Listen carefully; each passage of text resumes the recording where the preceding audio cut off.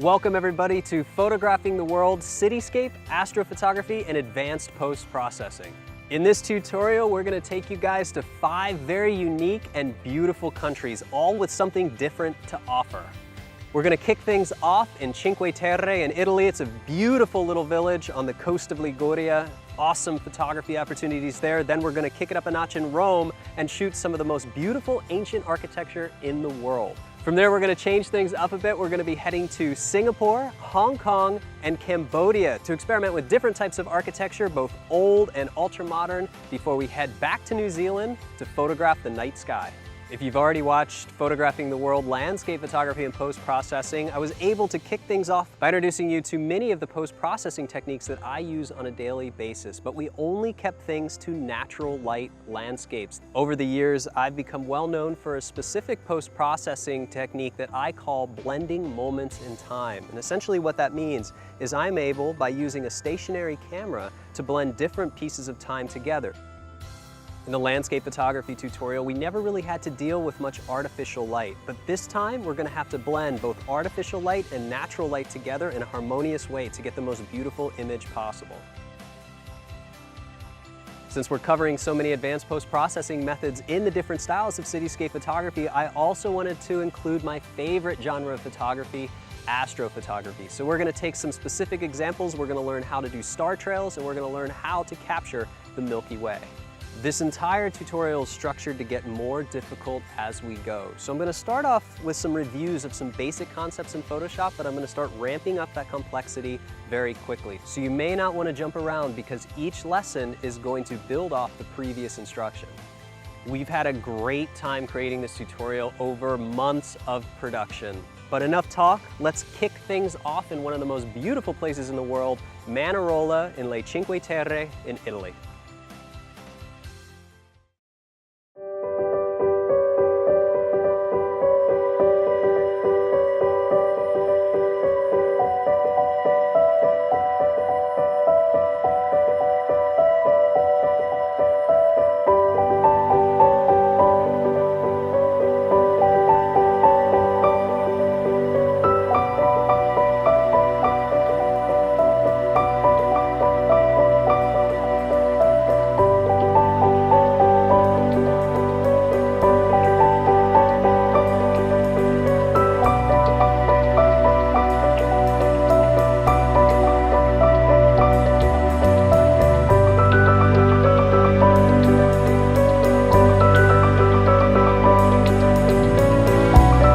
Welcome to the incredible Cinque Terre.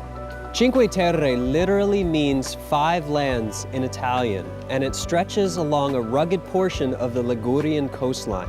It's also part of the Italian Riviera. Over the centuries, people have been able to build terraces in the rocky coastline. Cinque Terre has become very famous for travelers and photographers because there are very little signs of commercial development. It's very difficult to reach these towns via car, and it's linked only with trains, ferries, and pedestrian walkways. That means when you come here, it feels like going back in time and stepping into a piece of history. Each of the 5 villages offers an amazing diversity in subject matter and compositions. The 5 villages that make up the beautiful Cinque Terre are Riomaggiore, Manarola, Cornelia, Vernazza, and Monte Rosso al Mare.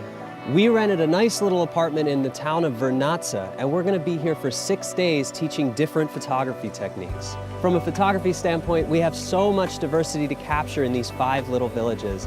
Beautiful Italian homes line the rocky coastline, the waves crash on the rocks, and the sunset seems to be in the perfect position every day. Now, this is a region of Italy that's very close to my heart. Years ago, when I first got started as a travel photographer, I made this one of my first locations that I really concentrated on creating images for my portfolio. Over the years, I've made many return trips here, both as a photographer and just as a tourist, somebody who wanted to spend time in one of the most beautiful places in the world. Over the years, we also started developing photography tours in Italy, and this is one of the biggest highlights, these 5 villages.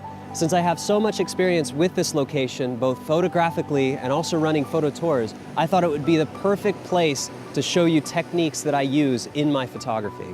In the last video, we focused 100% on natural landscapes, and while I love natural landscape photography, this is where I get really excited as a photographer. This is the perfect place to start because it's a seamless blend of old architecture and beautiful landscapes. Later, we're going to move on to Rome, which is just an old urban landscape followed by ultra-modern cities. So this is a great place to start because it blends landscape photography with old architecture. So right now we're in beautiful Rio Maggiore. Let's move on to Manarola, where I've planned out the perfect blue hour shot.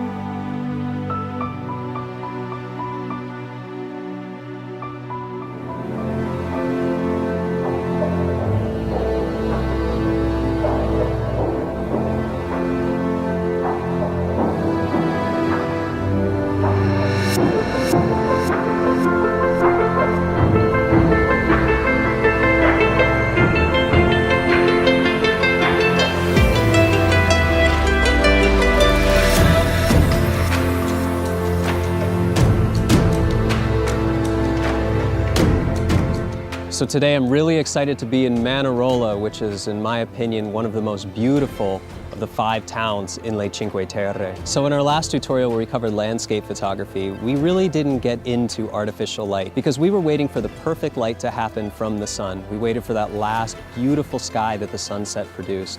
With this type of photography, especially with this type of ancient architecture, we're really waiting for the artificial light to happen too. And we want to find a nice balance of the natural light that we've already worked with and the artificial light from the lights in the city and the towns. So right now you can see how the sun is hitting the city in a beautiful way.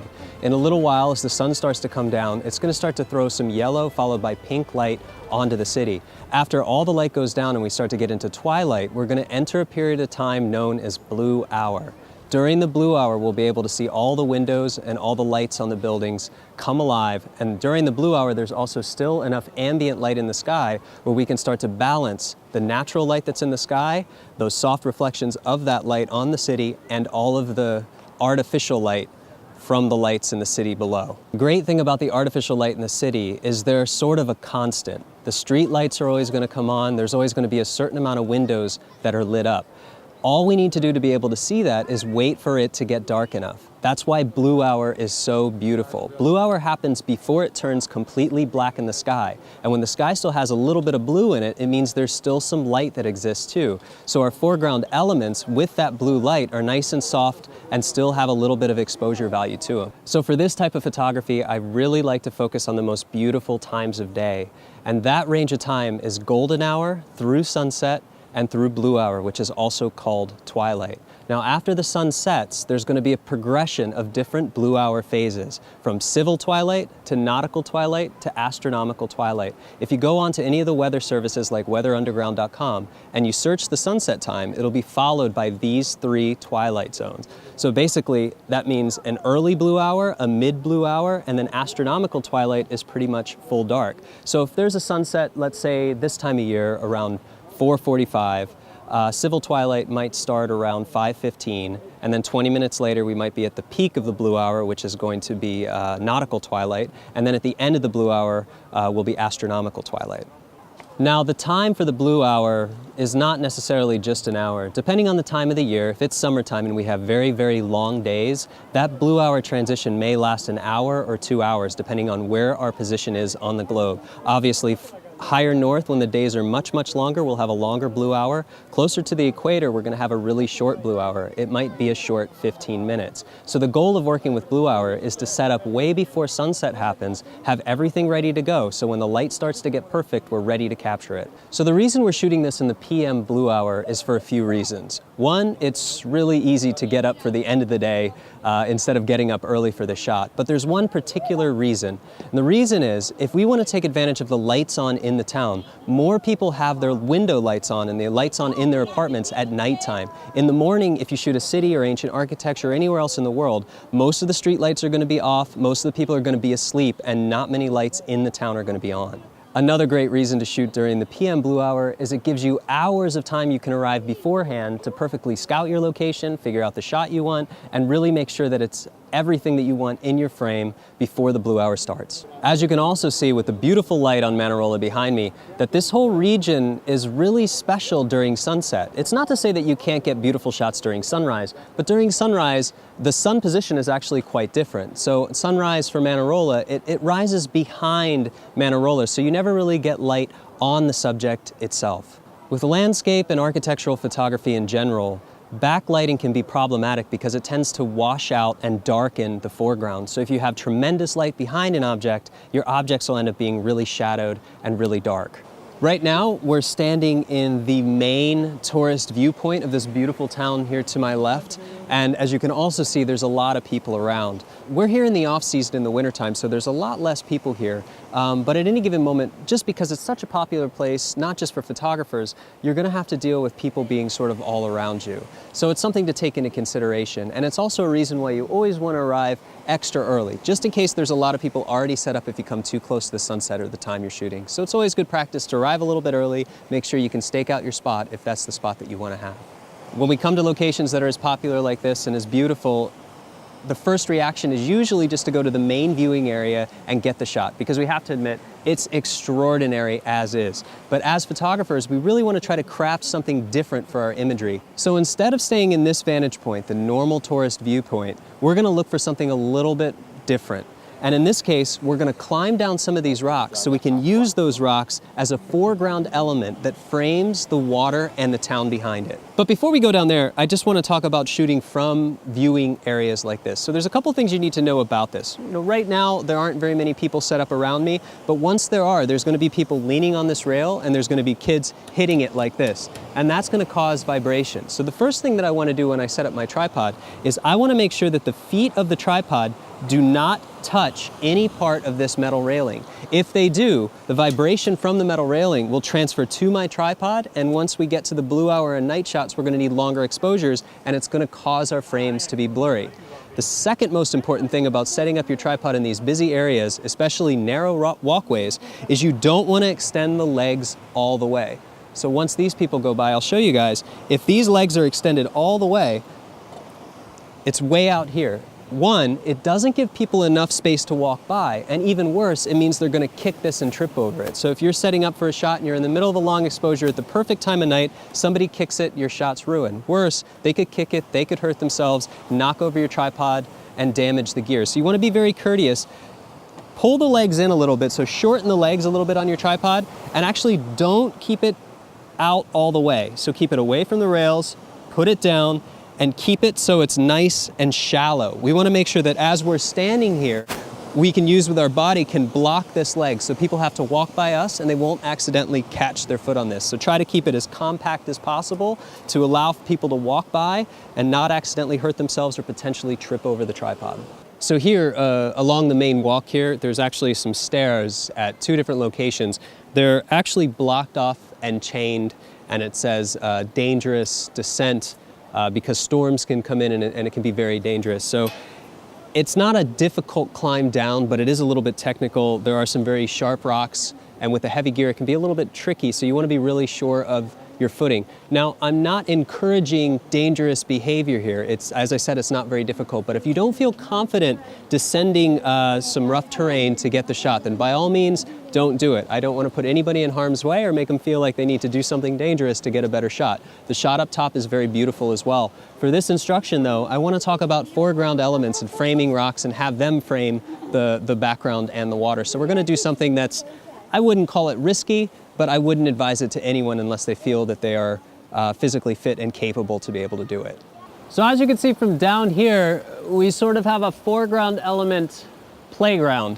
So it's really nice. There's a lot of really safe areas we can stand, set up our tripod, and use some of these rocks as compositional elements. And also getting down to about this area hasn't been that tricky at all. There's nobody else down here with me. So I think it'll be safe to just go down a little bit further. And again, this is just going to be up to you to experiment with compositions. I'm going to move around until I find something both compositionally pleasing and also easy to set up. So before I start shooting, let's talk a little bit about the composition. I've put my camera into live view video mode and now I'm recording in 16:9. So compositionally, we're working with a wide frame. Again, keep in mind that 4:3, we're gonna have more on the top and the bottom, but this will be a good example to talk about the foreground elements that I'm trying to capture in the shot. So down here, since we're closer to these rocks, now at a wider angle, we can actually frame some of the rocks below the town and still have plenty of sky to work with. So right here in the video mode, the first thing you'll see is I have the horizon centered. I'm shooting with a 16-35 lens because I'm very, very confident that I want something at least wide to medium wide for the shot. So the first thing you'll notice is I only have one rock sort of jutting out in the bottom right third of this image. Now this is 16:9, so we're gonna have to exaggerate just a little bit more to get those rocks in the foreground. If I didn't have these black bars on the top and the bottom, then we'd see a little bit, but we're still gonna want more. Now generally with this type of photography, you don't usually wanna have your horizon perfectly centered. And in this case, since the foreground rocks are gonna be such a main element, it makes sense to have at least 60% of the foreground and 40% of the sky. So let's go ahead and take it down a notch and see what that looks like. If I start moving down to about 60%, you can see I start to get these nice rocks in the foreground. So that's looking pretty good. I'm gonna leave it right about there. And I'm also gonna make sure that my horizon is nice and level. Now we're looking at a shot that becomes much more interesting. We've created a foreground interest and used the rocks as a framing element to frame some of that water and some of the Manarola and sky behind it. So it looks really, really nice. If you went the other way and you went up, let's say for example, it still looks pretty good, but it creates a completely different feeling. It's basically created Manarola as an island, and now you have a lot of sky to work with. Now, this sky is pretty nice, but there's not a lot of interest on the top. It's mostly blue. Most of the sky is down towards the center of the frame, which is actually to our advantage this time, because when we move this down, we still can have all of that detail in the sky and get the best of both worlds with some of the rocks, a lot of the sky detail, and the town completely. So now that the composition is completely set up and I really love my shot, what's next is we're gonna wait for the light to change. So for this shot in particular, while we're gonna shoot through sunset and all the way into blue hour, we're only gonna use one frame from the perfect blue hour. Later in this tutorial, we're gonna shoot all the way from sunset through blue hour, and we may use multiple frames from different moments in time to combine one scene. So as far as focusing goes, I focused on my background. My background I used a high area of contrast between two of those buildings to make sure that everything was fully sharp. Now these rocks are so far away from my camera is shooting at a wide angle, so they'll be perfectly in focus too. I'm shooting at a very low ISO 64 at f8 so that I know everything, all my edges are gonna be sharp throughout. I'm also shooting using 3 exposure brackets. And the reason being is I wanna make sure that I capture those strong highlights on the clouds. Now, a good rule with exposure bracketing is to capture everything that you think you may need. Now, it turns out I might not need to use all 3 in the final shot, but it's nice to have them just in case I need the proper exposure. Another thing that I'm using for this shot is the Nikon intervalometer. Now, I'm not using intervalometer settings right now. I'm actually using it just as a trigger. So this connects to my camera, and with the 3 brackets enabled, if I press and hold this button, it'll fire off all 3 in sequence. The nice thing is I don't have to touch the camera to do this. If I touch the camera, as it starts to get darker, I'm gonna be doing long exposures, and any vibration from my hand will cause softness in my frame because it'll move it, and it'll cause a blur as it's exposing. So what this does is it eliminates me having to make contact with the camera at all. So we haven't been out here very long, and you can also see that the sun is starting to disappear behind the cloud line. It's very close to the horizon, and now everything's starting to get really, really soft. A few minutes ago, there was some golden light. It was much more interesting than it is now. So what we're gonna have to do is wait out the blue hour. So as soon as it starts to turn into a twilight, get a little bit darker, the lights are gonna come on in the city and it's gonna come alive again. So the light changes a lot between late afternoon, gold hour, and sunset. We're approaching a sunset now, so I'm not sure with this scene today, with the type of clouds that we have, that we're gonna get too much color in the sky. And right now, for me, the conditions look a little bit flat, even though it does still look beautiful since it's one of the most beautiful places in the world. I liked it about 15 minutes ago when there was still some nice soft light on the buildings. Now, obviously, it's hard to get a bad shot in these locations. Even in the middle of the afternoon, it's still very, very beautiful. But I'm really looking for that perfect shot, the shot that I want to show people and have them want to visit this location for themselves. For me, I've always felt a really special connection to the blue hour shots when I can still see the details in the sky and the town lights up for the night. For me, that just seems like the perfect moment in time that captivates me and makes me want to visit these places. So my goal is to capture it that way and hopefully influence people to visit for themselves. So the sun is just about to set, and we're already starting to see some of the brighter city lights turn on. It's still not visually impressive as far as the lighting that's happening from those lights, because it's still a little bit too light outside to be able to see those artificial lights and how they illuminate the area around them. So we're gonna wait a little bit longer and capture the shot again. So we're about 15 minutes past sunset, maybe 20 minutes. And as you can see behind me and in this frame, we're already starting to get some lights on in the city. So the big main lights haven't come on, but we're very close to Christmas. And what I'm noticing is something I haven't seen here before, which is really interesting. We have some Christmas lights. So that's sort of an extra bonus, some lights that I didn't expect to happen. So in the next 20 minutes or so, once we start to enter in the blue hour, when the light starts to fade in the sky a little bit more, we're going to start to see those lights becoming a little bit more powerful and affecting the areas around them, and we're going to see more of the city lights turn on. So basically now it's just a waiting game. Blue hour has just begun. So remember a little bit earlier I was saying that I was shooting 3 exposure brackets to cover the clouds. Now I also like using 3 exposure brackets to cover the highlights in the lights. I don't like my lights to be too blown out, so I want to use an underexposure sometimes so that I retain that detail in the highlights. Now I had it set to 3 exposure brackets, that's 1 under, medium, and 1 over. But when I reviewed my frames, I noticed that I still probably wanted 1 more under, so a -2. So rather than changing to 5 exposure brackets this time, I left it at 3, and I used the EV shift function to go down 1 stop. And what that did with the bracketing enabled is it took those 3 brackets and it shifted them all to the left. So now what I have is a -2, a -1, and a 0. So now that everything's starting to look really good, I'm going to continue to shoot all the way until it becomes full dark. Because when I'm looking through this little LCD, sometimes things look perfect the way they are. But when I get things back into Lightroom and I'm looking on a big monitor, sometimes 5 minutes later or 5 minutes earlier was actually the best time to select. It's hard to say until you can really look at those files big. So it's nice to shoot through the entire lighting event and then choose the best one later. So as you can see in this shot, we have a really nice amount of artificial light in the town. The city, the buildings are starting to illuminate and have this nice little glowing aspect.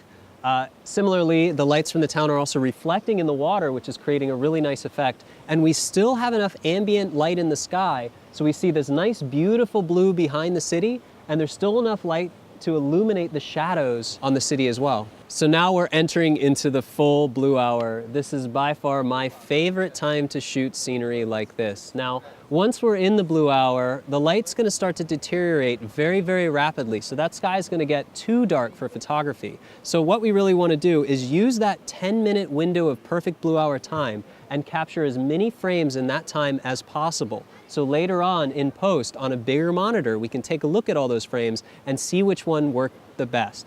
Sometimes looking through the viewfinder or in the LCD on the camera isn't quite enough because you're looking at a really small representation of the scene. So it's becoming so dark outside that we're gonna have to use a video light, so I'm gonna become more brightly illuminated here, as you can see. Now, a good rule when you're shooting exposures that are longer than a few seconds, sometimes this kind of backlight can enter the camera and cause light leaks. And on Nikon cameras, they sort of have a notorious light leak right around the viewfinder. So the best thing to do if you have any light, now obviously we created this light, it doesn't usually exist, but if there was a street light back here, I'd want to close the viewfinder to eliminate any kind of light spill that would happen and potentially damage my frame. Now my settings have stayed the same throughout this shoot. I've actually had the white balance at auto because it's really good on this camera. I've had it set to a low ISO of 64 and f8. Now as it starts to get darker, it's always good to take a look at what that frame is. Now I'm shooting 3 exposure brackets, and my base exposure, the first one, the -2, is going to be 8 seconds at f8. That means the next one's gonna be 16 and the final one is gonna be 30. So that's gonna be perfect because 30 seconds is the max exposure I can get without switching it to bulb mode.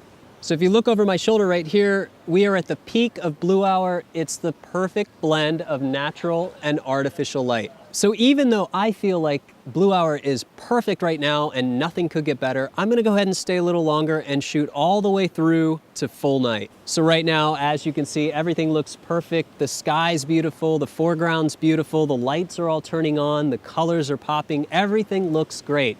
From here, the light's gonna start to deteriorate, meaning that it's gonna get so dark that we're not gonna be able to retain and pull any of that detail from the foreground because there's not enough light on the sky to cast any light on the object. We'd have to rely instead 100% on the artificial light, which will still look interesting, but it's not gonna have that full tonality of the scene.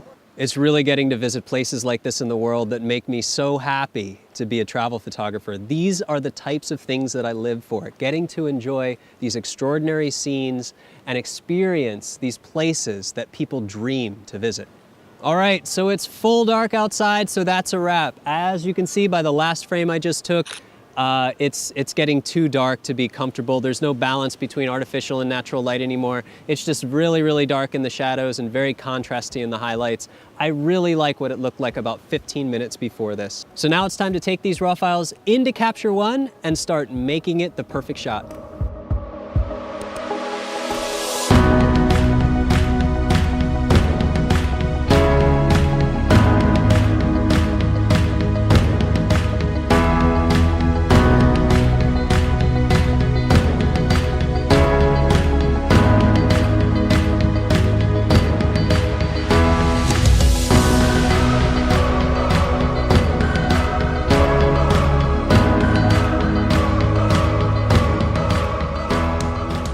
Hey everyone, welcome to the post-processing studio. We're going to be talking about the Blue Hour shot that we got in Manarola. If you watched the first part, the in-camera portion for this lesson, you remember that we set up in different positions. We got really low. We used the rocky foreground, which ended up being very beautiful and a great call. But we also focused on the right time of day. So we watched the progression all the way through sunset, through the golden hour, and then all the way into Blue Hour, past twilight, and into full dark. So what I've done is I've picked the best moment in time, my favorite portion of Blue Hour, and that's what we're going to look at today. So let's get started. Since this is the first lesson we're going to take a look at, you're going to have to open up the companion files if you want to follow along. And if you expand that folder in the Capture One folder, you'll see Lesson 1, Italy, Manarola. And if you open that folder, you're going to get Capture One to open pretty much like this. But something that can happen, if you move these files around to different hard drives, different computers, sometimes the linking can get lost. And you'll see a little question mark come up here, or it might say footage missing. In order to fix that, you can go over to the folder tab here, and basically under folders, my drive's called working drive, yours might be called something else. So you have to locate the raw files folder, and all you do is right click and then say locate, and repoint that to the raw file folder associated with the lesson, the missing files. It's pretty easy and pretty straightforward, and hopefully it won't happen, but if it does, that's how you take care of it. Something else I'd like to point out about the post-processing studio, as you can see, there's lights everywhere. In fact, even for the lights that you see, for the few lights you see, there are like 5 lights you don't see that are illuminating me from every different angle. When I'm doing my final post-processing, I do it in pretty much a dark room with very little ambient light so I can mitigate any reflections on the screen. So when you're doing your final post-processing, you probably won't be doing it in a television-style studio. You won't have this problem. But it's just something to point out. So I don't usually post-process in a beautifully lit environment. So just something to keep in mind as we go through this. Here we go. Now, inside of Capture One here, this is how Capture One defaults. This is basically how it looks on load. But if you're coming from a Lightroom background and you're using Adobe Lightroom a lot, I use both. Sometimes I like to make it look a little bit more like the same application. So you can actually go up to the View menu, to the drop-down, and put Place Tools on the right side. All that does is it flops the workspace so all the tools are on the right. Just like Adobe Lightroom now, you have all the tabs and the tools on the right. So that'll be consistent. And really that's the biggest difference between the interface is just the tools swap. So this is a good way to fix it. Not a big deal at all. If we take a look at these files, I've included 2 files. Now these files are from the same series of brackets, but I brought 2 files in because I wanted to take a look at the difference. So you see down here, this one says ISO 64, 30 seconds at f8. Let's take a look at the way the water is, nice and soft, looks pretty good. The underexposed, the -1, you can see is definitely underexposed, but it also is only a 15-second exposure. So the difference between a 15-second exposure and a 30-second exposure makes a huge difference in the softness of the water. So right off the bat, looking at these two exposures, I would rather use this one for the water. But it does have some hot spots here. Now I've added one more tool on here, and this little looks like a road sign that show exposure warnings. If I click on this, you're going to see the areas that are blown out. That shouldn't be a big deal. We can also go over to the histogram here, and you can see that we do have some clipping on the right side. If I go down to the underexposed one, you can see that I still have some areas that are starting to be a little bit blown out. This happens, and I talk about this often throughout this tutorial, both in the field and in post-processing.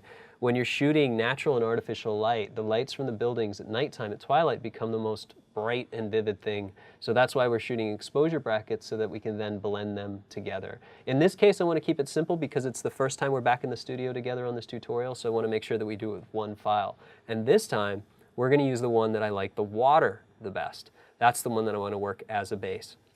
Throughout this tutorial, I'm really going to be focusing on Capture One software for my raw processing instead of Adobe Lightroom. Now, I like Adobe Lightroom and I also like Capture One, but I feel that Capture One is better with color with the files that I use all the way through Canon, Nikon, and especially the Fuji X-T1. It's way better out of the box at color rendition than Adobe Lightroom. Secondly, it's way better at softening and sharpening while we're in the raw state.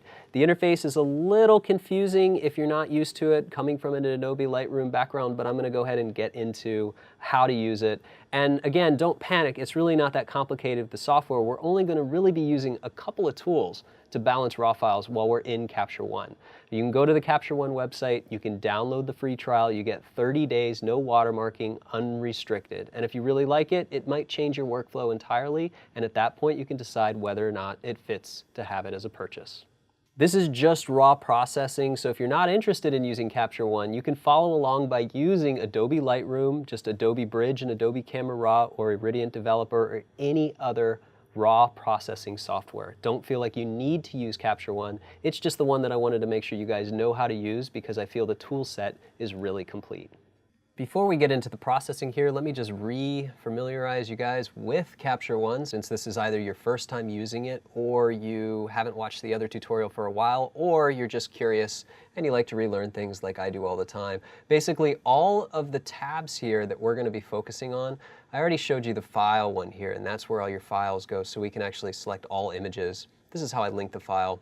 And then we have the camera settings here, which are basic camera settings.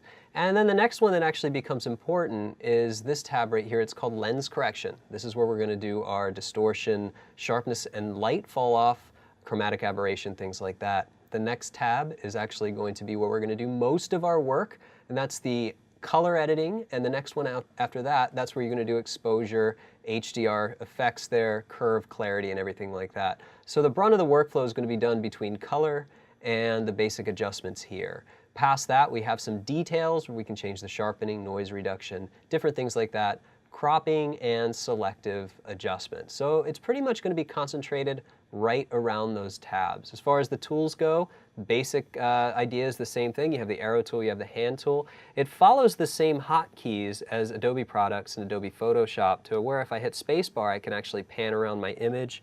Command plus is going to zoom in, Command minus is going to zoom out. So that's really nice. So it's seamless throughout. Basically, you have a bunch of buttons that you won't ever use here, like undo and redo, which you can do with Command Z and different things like that. So anytime I introduce a new tool or anything inside of Capture One, I'll make sure to introduce it first. But for my basic purposes here, I'm going to be doing just the raw adjustment, and then once we get the raws exactly right, exactly how we want them, we're going to bring everything into Photoshop for further adjustment. Let's talk more about this file in particular. Now, I picked this one because it's the peak of the blue hour. I actually shot tons of different files. I just wanted to give you guys the ones that we're going to work on, because if not, this would be a 50 to 60 gig download file, and that would be unacceptable. So I'm going to go ahead and turn off the highlights here. We know that those are clipped, and let's just talk a little bit about what's going on here. First of all, it's a blue hour. The white balance in the camera picked it up almost flawlessly. You can see we have the beautiful blue in the sky, great water, and I have the nice warm tones from Manarola itself all the way around, stretching on the rocks. If I go to the underexposed one, There's a little bit of a highlight on the rocks. I'm not sure. We had a lot of lighting on me when I was doing this scene, so some of that light could have pooled here. In this case, it kind of worked to our advantage, to be honest. So what we're going to do is go ahead and balance this. Later on, I'm going to get into blending multiple exposures to mitigate problems in the highlights, but this time we're going to do it all in one for a review. So in this case, I'm going to leave the Kelvin and the tint the same. I think it did a great job with the color, and I'm going to go right to this tab here, and we're going to talk about balancing the histogram. Right off the bat, we know that the highlights are a little bit blown out, and we know the shadows, we can see they're a little dark. So what I'm going to do is pull the exposure down to try to save these highlights. I'm going to do that just a little bit. Maybe -0.3. And then if you remember, if you haven't used Capture One before, basically all of the recovery that we do, if we were in Adobe Lightroom, we'd be changing shadows, highlights, whites, and blacks. And that's going to do all of our recovery or clipping of the lights and the shadows. Inside of Capture One, they've built it all into a really intuitive, easy slider of highlights and shadows. So if you want to recover the shadows, we just can drag shadows, and you can see that it'll pull the shadows out. As it starts to pull the shadows out, we see that the histogram moves, and we leave some of that clipping behind. So that's really great. We can just go ahead and compensate for the shadows. The nice thing is too, if I pull exposure back more, I can overcompensate with the shadows, because just like in Lightroom or any raw editor, this is a non-linear workflow, meaning that I can move anything along this graph inside of the raw application and it doesn't destroy it. It just shifts it around. Once I export, it bakes all those adjustments into more of a flattened image that doesn't contain as much information as a raw. So right now I have a lot of freedom to pull the exposure down a little bit, pull the shadows up, and then also if I start to pull the highlights over, you can see those highlights will start to clean up. And you can even see if I turn this on, if I start to pull this over, you can see that those highlights will start to disappear. And it's really only affecting those areas, only affecting the sky, so it's doing a really nice job. So I can get rid of some of those hot spots really quickly. And what I'm really trying to do is just get rid of this one spike here. That's the only thing I'm trying to get rid of. While I do that, I also have to keep in mind that these lights, if I zoom in, I'm going to pan over a little bit, these lights will always be blown out. That's just going to be the way it is. They're hot, hot lights. Even if you expose -5 brackets, if you do 16 exposure brackets, you're still going to end up with that hot spot there. So you have to pick a sense of acceptable hotspot, and you want this area to be white because it is the brightest. What I'm really concerned about are these yellows. These yellows, that's what I'm trying to protect. And by changing the highlights, you can see that I'm protecting those yellow tones, but still leaving the clarity of the full highlights here. So that works really well. So that's a basic adjustment. I'm going to leave clarity and structure alone. In this option here in the lens correction, I've already seen that distortion is set to 100%. I'm shooting this with the 16-35 Nikon. It's important that I remove the distortion here. It's also important that I remove the light fall off. Light fall off is the same thing as vignetting, so I want to make sure that those are both 100%. Capture One has something unique. Not many RAW processors have the ability to do what's called sharpness fall off. You guys have heard that, or maybe that you've heard that the center of your lens is always sharper. Well, that means since the center of your lens is sharp, the edges sometimes become less sharp. So if you're shooting at severely wide angles, 14 millimeter, 16 millimeter, even 18, sometimes the edges can be softer. So if I zoom in on the edges here, I can take a look. Everything looks really sharp throughout, but check out the edges here. Notice how it's starting to get a little soft. If I change the sharpness fall off, you can actually see, it's hard to see, but what it's going to do, with the same pattern it finds the vignetting, or the light fall off, it's actually going to overcompensate by over-sharpening the edges, bringing it back to something that's a little bit normal. This is going to be up to you, but for wide-angle shots, I like to leave everything here at 100%. We can also either hide distorted areas or not. I always elect to have this unchecked just in case it crops something that I don't want it to crop. So with everything here, I'll reset the view for us. We have everything set just the way that we want it. Any final tweaks? Remember, on top of these tweaks here, we have the HDR, and then we can always clamp the highlights, clamp the shadows, or even change the midtones just by dragging this. So it's a very powerful editing software and a very powerful editing package overall. So with everything like this, I'm going to leave all of the sharpening and the noise reduction in place, and we're going to go ahead and load this into Photoshop. Before I do that, I'll just go ahead and compensate just a little bit more for that rich darkness. So what I'm going to do is right-click this. I'm going to say Export, a variant. This is a good time to point out what I like to do is export everything that I do, whether it's Lightroom, whether it's Capture One, whether it's Adobe Camera Raw. That's a little bit different, but for the most part, I like to get everything out of the editing software, the raw editing software, and into Photoshop. The cleanest way to do that is to export it. And in Capture One, it's export it as a variant. So as a variant means that it's going to change it, it's going to export it as a PSD. I have this routed to a temp folder on my desktop. I'm going to pick 16-bit throughout this tutorial. Sometimes it'll be 8-bit, but 16 allows us to push the colors even further without banding. And since we're going to be doing a lot of advanced stuff, I want to maintain the best clarity possible. I'm going to tell it to be Pro Photo. That's my working color space. You guys may be working with Adobe RGB or sRGB. I recommend either Adobe RGB or Pro Photo because it's a higher color gamut throughout. I have it set to 300 DPI, 100% scale, and then as a post action, I have it set to open in Photoshop. So all I have to do is click export one variant, and this file will open in Photoshop. I have another PSD open right here, and this is the before image. This is without any corrections inside of Capture One. And what I want to do is start building these in a way that we can watch progressively as we start to make changes to these files. So what I'm going to do is actually bring this before image into this after image, and I'm going to do that with a hotkey combination of Select All, Command A, Copy, Command C, and then Command W just means close this.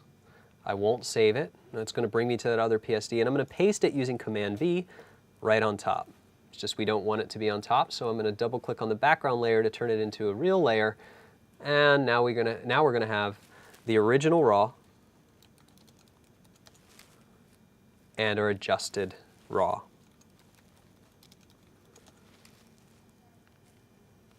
As you can see, the original one's already very beautiful. The adjusted one starts to bring all of the levels down to sort of a par. Now this is reminiscent a little bit of the old HDR days when we put all our files into HDR software, if you ever did that, and then it would put it all into one result, and you notice that it would look a little bit more like a mid-tone image. The reason is we have a lot more midtones in this image. There's not as stretched out of a histogram from black to white because we've actually brought the shadows up and we brought the highlights down. And what that does is it creates a mid-tone centric image. But that's okay because it's a good base to start working with, and then from there we can start to make further adjustments, and then we can decide where the whites are blown out and the blacks are clipped. It's up to us. But what we've done first is we've corrected it down to a balance, or what I call a par. First thing that I want to do in this file is adjust any issues, or basically find any issues in the scene that I want to get rid of. And if I zoom in a little bit on the water, these are basically buoys. These buoys are, you see the soft buoy here is a result of a 30-second exposure. All these little things here I might want to get rid of. The other thing we have to sort of verify is whether or not there are any spots on the lens or spots on the sensor. Here we actually have a little bit of a star. There's just some little things up, and here we go. Here's some dirt on the sensor. I'll actually blame the previous location I was shooting in, not in Italy. It really depends where you're shooting and how often you change lenses in the field, but that just doesn't seem like it's that many things. But let's go ahead and get rid of that all first. So I'm going to do everything on a clean layer. First thing I'm going to do is make a new layer, and I'm going to select the spot healing tool. I have it set to content aware, sample all layers, and what I'm going to do is just say, fingers crossed that brushing this in will allow me to get rid of it. And basically I just have a medium brush here. I'm just going to click and let go. And you know what? Thankfully it actually fixed it. That looks pretty good too. So any of these little things I'm going to see if I can get away with the quick way, which is just going to be the content aware. And sometimes with content aware you have to click a couple times. Sometimes it does a great job. Sometimes it completely fails. But basically for little spots on the sky, little things like that, it's really easy to get rid of. This little star, this is actually Venus probably, we can just get rid of that very easily. It's even smart enough to put the same amount of noise back in place. We're going to have to do this throughout. Sometimes it's impossible to find all these things right away, but it's still a good practice to get rid of as many as you can from the start, because they don't really look good if you have them in your final files. So just any kind of cleanup. This is also later on, we'll be cleaning up people, we'll be cleaning up objects, we'll be doing some complex object removal, simple object removal. But for this one, the great thing about shooting over water is that you really don't have to worry too much about that. Like even this, I know that's probably a boat or a buoy, and it looks great, but I'm going to use the clone stamp just to get rid of it a little bit. And with the clone stamp enabled here, I have it set to aligned and also current and below. That means it's going to paint on this layer here and sample everything that's below. That's very powerful. I'm going to set my flow to 10%. I'm going to hold Option here, and I'm basically just going to click. So if you want to do this more of a manual way, I prefer the clone stamp. I find it a little bit more artistic. It's also nice if you have edges. Content aware is bad with edges, but with a clone stamp I can actually select the edge of the water here. You can see that I can pick the edge of the water, paint right over top, and I'm able to get rid of those distant boats on the horizon. Now if you like distant boats on the horizon, feel free to leave them in as well. Now that that is finished, what I'm going to do is check my horizon line. I'm going to do that by doing Command R for the hotkeys to bring up the rulers, and I'm just going to look here and see that actually my horizon line is slightly off. So I always use my in-camera level, but I always have to check sometimes when you don't have a discernible horizon line. In this one, you have to zoom in really far to figure out where the water meets the sky. This is going to lead me into the next step that I like to do, and that's manual distortion removal. You may be thinking now, we already removed the distortion, the lens distortion in Capture One. What do I mean by lens distortion? Well, here's what I mean. Notice how our lines here, if I draw some more guys out here, notice how the lines of this aqueduct and this road right here, notice how they start to get banded and bent up and back as we get further to the scene. Now pay special attention to parts of the scene like this. Now these lines should be linear, they should be parallel. With all of our cityscape photography, these need to be parallel. In the previous tutorial, we were working on landscape. So if a mountain is a little bit bent or a little bit warped, chances are you're not going to be able to tell. Grass doesn't always grow perfectly linear. But in this case, anything on the buildings that's wrong is going to register as perspective problems. So we have to correct that. I'm going to set up some guides just so that I can manually change this. And I really want to work on first the horizon and then these lines, and they're going to become very important. So I'm going to set some guides here. And now let's talk about exactly why this is happening. Why is this happening with this scene? Well, take a look at this distribution. Remember in the field, I think I mentioned this during the video portion where I wanted to frame up the rocks. By framing up the rocks, I had to push the camera down. When I push the camera down at a wide angle, if you do this with any camera, even if you pick up your camera right now in your living room or in front of your computer and you tilt it down, you're going to notice how everything's going to distort. So if I tilt it down, everything's going to distort this way. If I tilt it up, it's going to distort. Basically, this is the way it's going to happen based on a horizon line. If you have a perfectly centered horizon, you wouldn't have this problem, but since this is basically a 60-40 split, that's what that is causing these problems. Sometimes people will accept the fact, they'll understand this, they'll look at it and say, well, his camera's tilted down and it's a wide angle. But in the fine art world, if you're going to upload this to 500px or anywhere it's in your portfolio, this will register to me 100% as a mistake. So it's better to take care of it in the beginning so you don't have to worry about it later. Since we're not bringing in any additional layers for blending, you can go ahead and do this now. And in order to do that, we're going to do it manually. And what I'm going to do is I'm going to zoom out one level here. I'm going to select all my layers.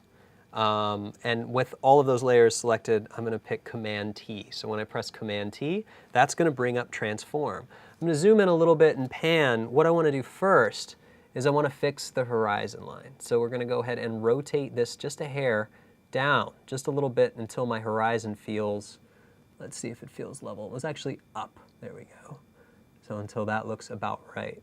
Now we have to eyeball this. We want to make sure that it's perfect. Later on, we're going to look at some techniques to do this inside of Capture One for cityscapes. But here, I want you guys to see how you can do it if you aren't using Capture One, because Lightroom has a built-in one-button toggle, and either it works or it doesn't. Chances are you won't like it, so you'll have to do something manually. Now that that's been done, let's go ahead and warp this. And we're going to warp it with the standard controls of your transform layer. We can go ahead and change the scale, the bounding box. Chances are you guys have used this. If you want to distort something, you can hold the Command key. And when you hold Command, you can change these arrows. You can actually distort the perspective. So this is a 4-pin warp. We're not going to do a 4-pin warp. All we're actually going to do is pull this out. And by holding Shift, I can lock it. And by pulling this out, you can see that those lines will adjust. You can see the line here that I'm looking at is the building. If I do this side too, you can see that the other lines will start to line up as well. Now this is basically counter distortion, Before, I had distortion from the lens. Now what I'm doing is countering it just by moving these lines manually. And I can do that just by moving them over. The more you shift the camera, the more it shifts up or down, the more extreme this is going to be, and the more you're going to have to tweak these edges to get them just right. So again, I'm just going to make some little tweaks here until I get it just right. If I have one side selected and I hold Shift and Option, you can see that it'll mirror the other side. So I can go ahead and change both sides very easily. So with that in mind, all looks a little bit better. Now in this case, it's going to be close, or at least much closer to how it should be. Now my edges are a little bit funny, and by tweaking this, by pulling these bottom corners out, I've also compressed the scene. So I'm just going to go ahead and scale it up a little bit to compensate. Well, really, this doesn't have to be perfect. It just has to be better than it was. And since I didn't go too crazy, and I didn't put the camera too offset, these lines can be pretty much linear. So let's just go ahead and back it out one more time until it's perfect, or close to perfect, as close to perfect as possible. Well, that looks pretty good. Scale up a little bit here to compensate. And I'll hit return.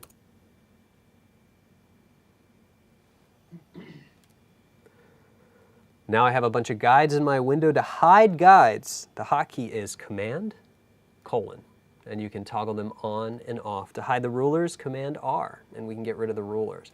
If I Command Z this, we're going to see the before and the after version. So basically what I've done is correct that negative perspective that I have, and I brought it back to looking a little bit more normal. If it's off, you can always change it a little bit more just to compensate, just to get it to be exactly how you want it. And anytime that you're doing that, feel free to bring up the guides.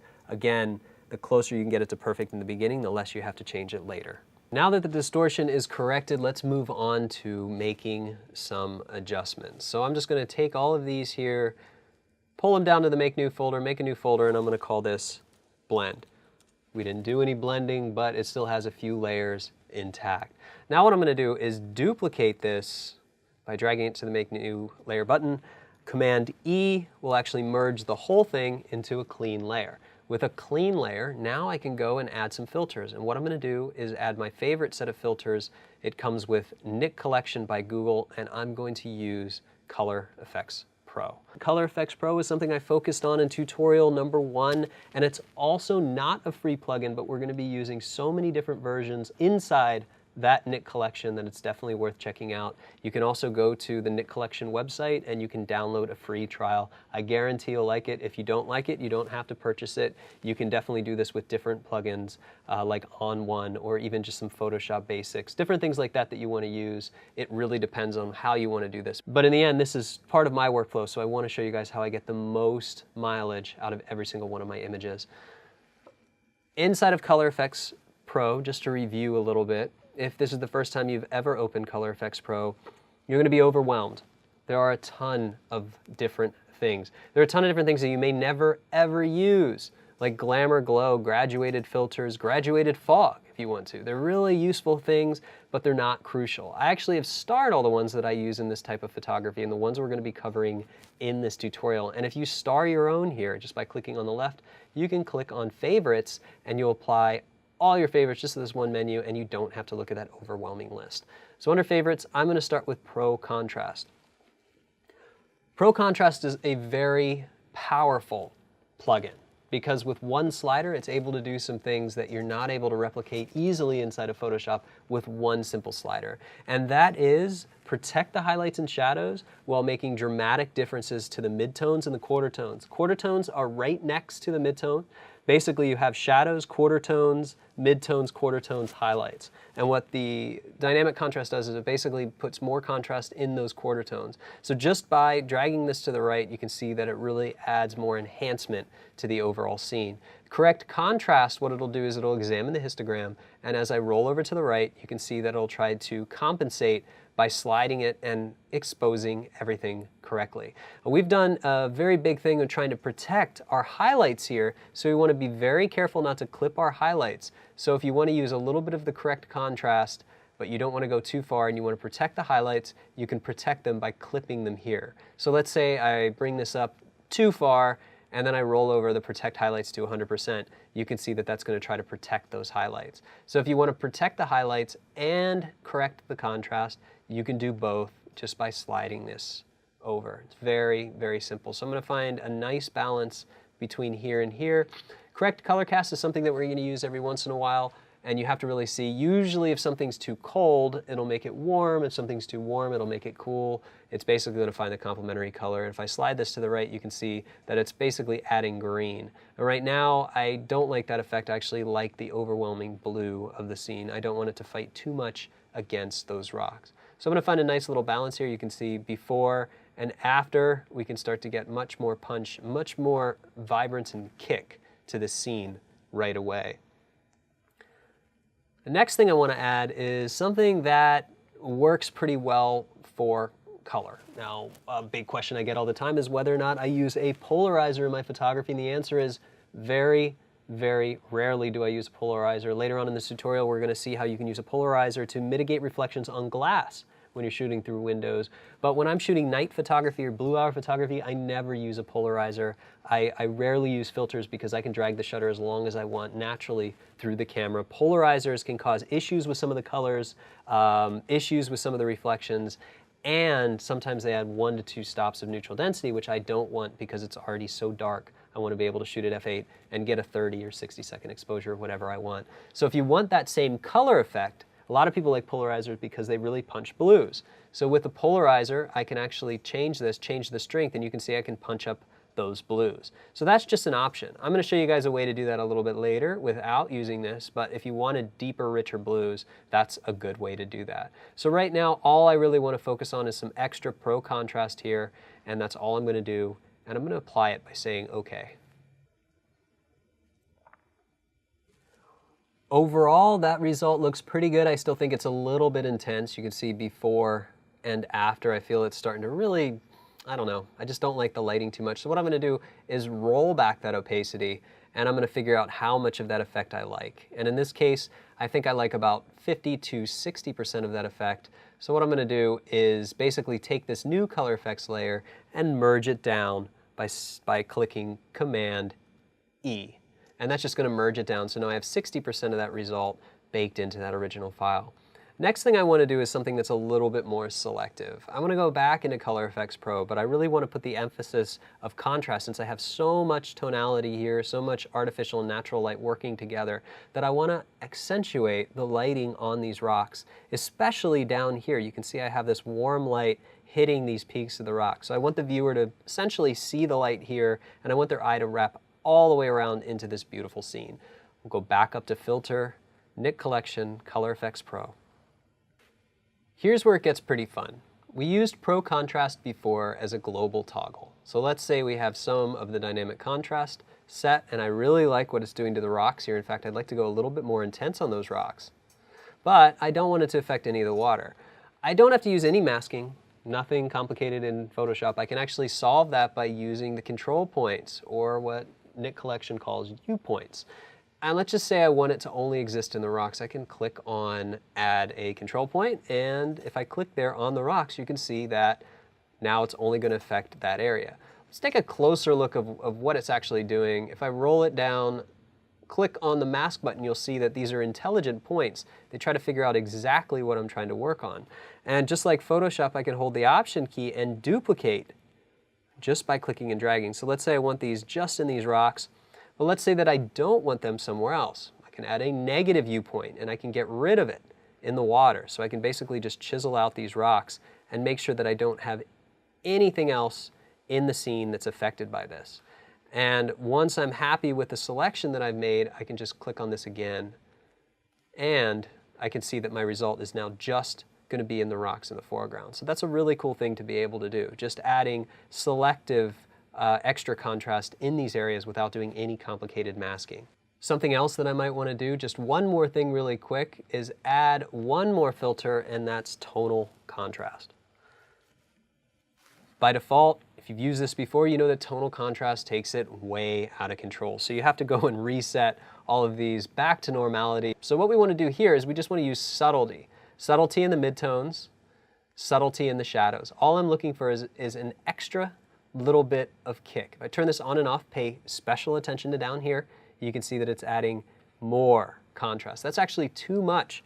I'm going to go 7 and 7. And I'm going to do the same thing. I'm going to lock these control points in so that I can basically just isolate these. I don't want it to be everywhere. I only want it to be in a few select places, really just on this area right here, and maybe a little bit here. So I can change the size of these points. I can change their impact or their opacity. And I can really quickly create sort of a custom fall off of sharpening here. Just get rid of it everywhere else and I'll basically apply it. Nice. So you can see the before and after here. I have heavy contrast in these rocks. It really pops those rocks out. Really nice. It's exactly what I want. Now, here's something that I don't like. I like it here.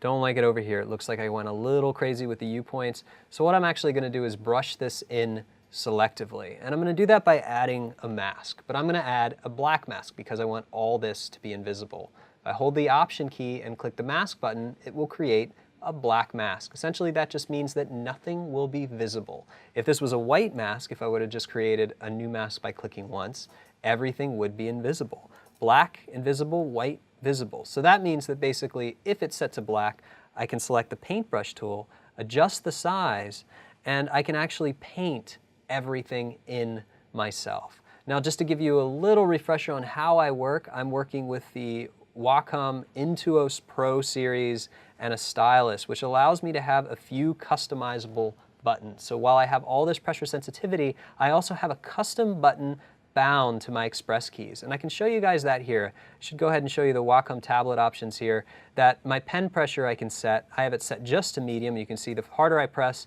the more opacity or more flow will come out of the brush. But I also have these two keys set to right click, and I have a modifier. On Mac, it's Control plus Option, and I can actually change the brush size. So let me show you how this works inside of Photoshop. If I press that button on my stylus and roll right to left, it changes the size. Up and down changes the hardness. This is really powerful because if I set the flow to something like 10%, I can paint softly and then the opacity will accumulate. And the opacity will accumulate as long as I have this option checked here. So what I can do here on my mask, and I'll just do this in the black mask mode so we can see what's happening, I can just lightly paint on areas, changing the size and changing the hardness or softness of the brush. So with that applied and that in mind, I can go ahead and brush this effect in exactly where I want it.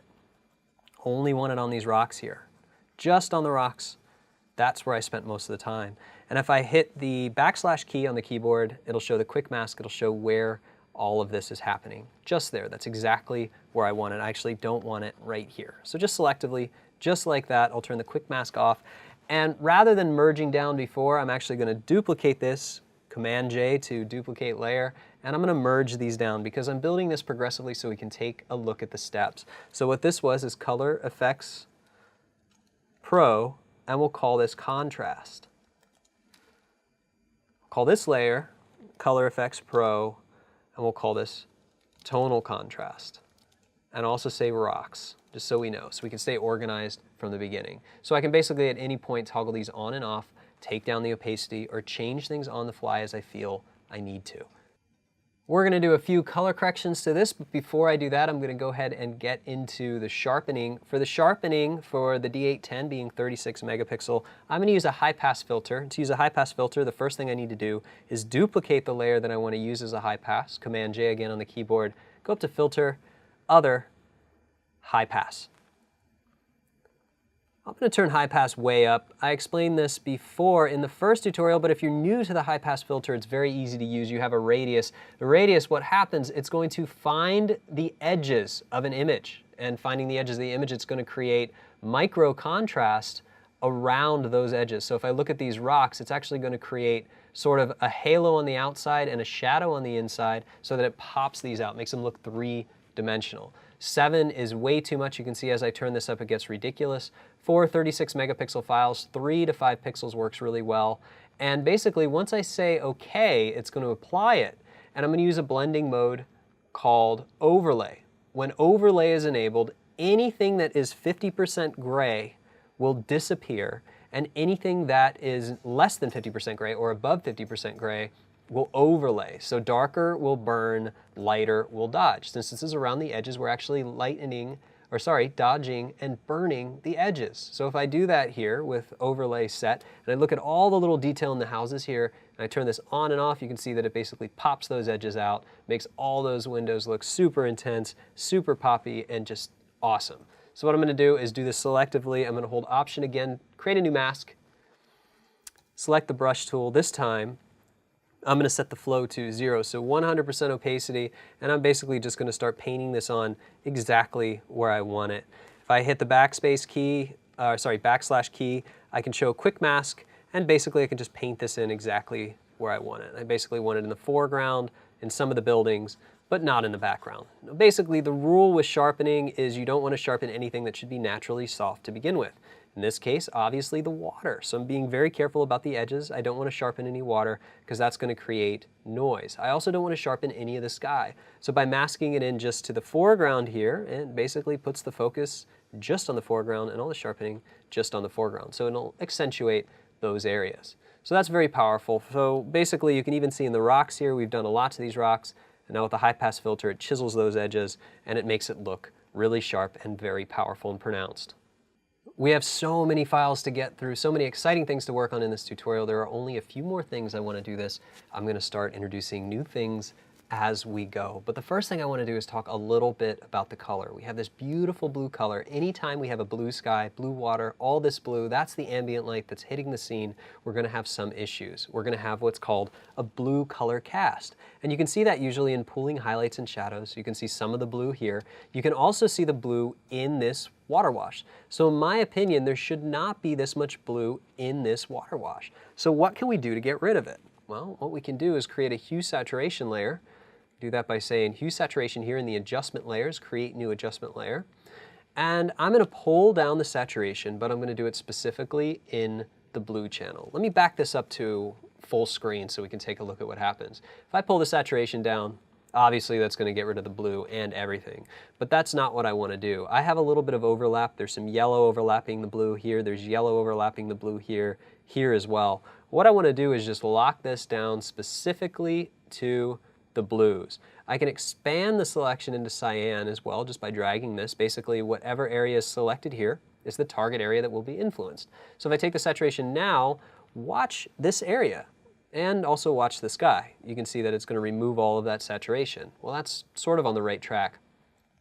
What we can do instead is we can also change the lightness. How much white or black is in the blues? So if I move this up, you can see that it'll change the lightness. As a side effect, it'll make this a little bit lighter, which is nice. Then I can compensate by pulling the saturation down a little bit, just a little bit until it mitigates that blue color, that blue cast, without taking it out completely. I don't want it to be 100%, just enough to where it's gone. So that looks good. I'm going to go ahead and black out this mask. I can do that by selecting the mask and pressing Command-I for invert on the keyboard there. I'm going to select a brush, smaller brush. I'm going to zoom in. And I'm basically going to paint out the blue that's in the water first. I'm going to paint out some of the blue that's here just to clean that up. Be careful though, because I can also paint out the blue of the boat. We definitely want the boat to be there. We just want to get rid of any blue that's hiding in these rocks. Specifically did this because there are some heavy blues in some of the rocks here, and also not only in these pooling shadows, sometimes in these highlights, but also in this water. Don't want that blue in the water. Don't want it there at all. I want it to be really clean. I want that water wash to be pure and white. And then anywhere here too where you see blue, the color balance here from Capture One did a great job keeping all this warm, but there's still going to be a few issues in a few different places. So even around this area here, if we want that to be a little bit crisper, a little bit more white, we can get rid of it somewhere around here as well. And that looks pretty good. I know it seems minor, but these are the small things that you have to do to make things look even better. So we've removed some of the blues. Now, what if we want to separate the rocks? Take a look closer here. Oh, this is a really cool sort of castle home. You can also see it's sort of the leaning home. Everything else is straight. These are very old buildings, so some of them do lean, and I was very careful to pick the ones that I know are actually vertical before I trusted them to be vertical. You can see a little bit in the hue saturation. Let me just clean up some of the blue here really quick. But what I want to focus on here is the rocks. Now, I want to make these rocks a little bit darker, but just like I mitigated the blue, I also want to mitigate some of this yellow. The reason being is not that I don't like the yellow color, it's just that I feel that most of the color is represented in the town and kind of distracts the rocks. So I'm going to do that by using the same technique, hue saturation. Move this over so we can see. Now if I just go to reds, I expand red into yellow and orange, and now I change the lightness. You can see that it's going to change the darkness of these rocks a little bit. So what I can do is darken the rocks, the areas that are red around the rock, and pull the saturation out a little bit. So something's not a little subtle like that, negative 24, 25, and negative 10. And I'll go ahead and black out this mask as well. I'm going to paint this in selectively now, so I'm going to darken the areas around the red color. And this is going to look pretty much like this. And you can see that I'm removing the saturation in these rocks. Just removing that saturation. Darkening this whole area here, darkening it all here. And you can see there's a lot of yellow out here. You might want to be careful around this area, maybe remove some of it just so it's not as predominant. It's going to darken it. And what that's going to do is just shift some of the focus from this area back into the buildings. I just want that removed. The nice thing is I'm using the stylus. It's perfect. I can just go ahead and brush this stuff in, brush this stuff out. If I make a mistake here, no problem. I can either Command Z to undo, or I can just swap my palette from black to white by hitting the X key. And that's going to swap black to white, painting on or off. So now I can just go ahead and remove it here. Watch the difference that this makes here. I'm going to use a harder edge brush, and I'm just going to paint around this walkway. Watch that disappear. That's great. And what this is doing is it's chiseling out the details that are more important, but it's also creating a little bit of separation for me in the elements. So now this whole area here feels like a different area than the background, and that's all that's really meant to do. Same thing here. I can remove a little bit of the warmth in the rocks if I want to, if I want them to be a little darker. In this case, I want the warmth to stay, so I'll leave it. But basically, I'm just going to paint around this and just do it by hand, And you can see that that's quite a powerful effect, actually, to be able to mitigate those colors here and control the eye movement with color.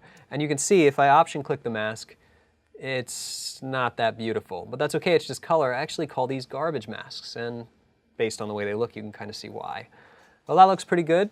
Last thing I'm going to do is kind of bring up the vibrance of this, not vibrance in color, but vibrance in contrast. So I'm just going to go ahead and bring up a curves layer here, say curves, and I want to make the whole scene a little bit brighter. You can see I have this massive gap of highlights, so I'm just going to go ahead and pull this up a little bit all around, just like that, and you can see that that's going to slide the histogram over. But see what's happening? I'm actually blowing out some of the highlights. That's no problem at all. I'm just going to grab that paintbrush tool again, and I'm going to paint out the areas that we're having problems with a highlight. So I'm just going to go ahead and paint out that effect in the town. I think the town is very well balanced, and you can see as I do that, when I start to bring this up, you can see that it's going to remove those areas. So based on whatever mask is applied to my adjustment layer is going to show actively the histogram inside of that mask. So you can see if I want to bring this up even more, I can bring up the contrast even more and then go in, compensate by painting out some of it, and you can see that that'll reflect. So this whole area can get sort of less vibrancy and contrast. I can even paint some of it back here. Very easy, very quick. It allows me to go from here to here, so just a little bit brighter overall. And these can all be fine-tuned, all these adjustments can be fine-tuned. I can protect the shadows a little bit just by pulling this down, just a little bit. Last thing, just add a little bit of global contrast, so brightness and contrast. Maybe like 10%, just to pop all the values a little bit more. Later on, we'll go through some different ways to do the same things a little bit more efficiently. But for right now, I just wanted to get you guys familiar again with basic masking and a single exposure adjustment and blue hour. Before we finish, we can go ahead and take a look at everything that we've done. This is where it's nice. Sometimes if you work on files for a long time, it's good to look at the original. So here's where we started from here, and then we've brought back all of these values, all of these different tones, and made it really sharp and visually interesting. So it's really nice. At any point, we can backtrack and see what we did, what we applied, and we can make changes anywhere along the way. For example, maybe these rocks I thought I darkened a little bit too much. I can either go into the effect, or I can change the opacity and say I liked about half of what I did there. So we can make changes here. Same thing with the blues. See if we like that. With the curves, I definitely like the curves. And the brightness and contrast overall. So you can say, well, maybe that was too much. Instead of 14, maybe half it, or close to half, around 8. And with that, it's just a fine-tuning based on your own monitor calibration, your own preferences for color.